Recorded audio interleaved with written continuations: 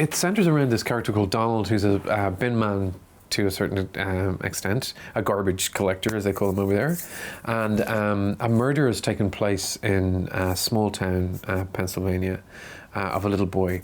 And the investigation into this boy's death just seems to be very, very scant and neglectful and apathetic. And Donald is a bin man who's on the lowest rung of society, and people are very apathetic towards him. He's neglected, and for some reason he's a man who is, I would describe as someone who isn't not neurotypical. He's got a very specific way of thinking, and people think he's kind of the village idiot. And he becomes slightly obsessed with this case and develops a weird sort of kinship with this boy who's been murdered and who's been neglected, because I think feels those same things as well. And he becomes more and more interested, maybe a little obsessive about this case, and hilarity ensues. I was very reluctant to diagnose him myself. I don't think he would have been diagnosed in the small town that he lives in, because I don't think people cared enough, frankly, to show that much interest in him. So for that reason, I didn't want to diagnose him too much myself. And I also think it's very important to remember that people who are non-neurotypical are as varying as people who are neurotypical.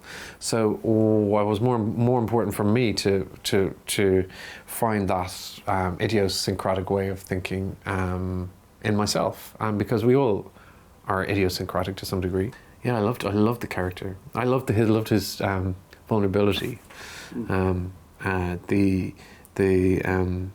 I was fascinated by the idea. We shot it just around the time Donald Trump came to power, and this character is called Donald, and it was very fascinating to me that this character on the lowest rung of the ladder, who presents a lot of vulnerability, juxtaposed beside someone who's at the top of the ladder who presents no vulnerability at all, or fallibility.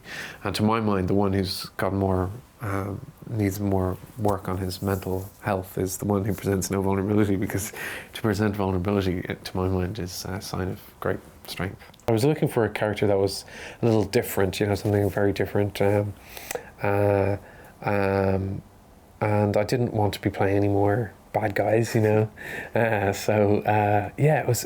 have been really warmed to the character, and that's sort of very gratifying. It's what I love about being an actor, is that you get to do lots of different stuff, and so far so good.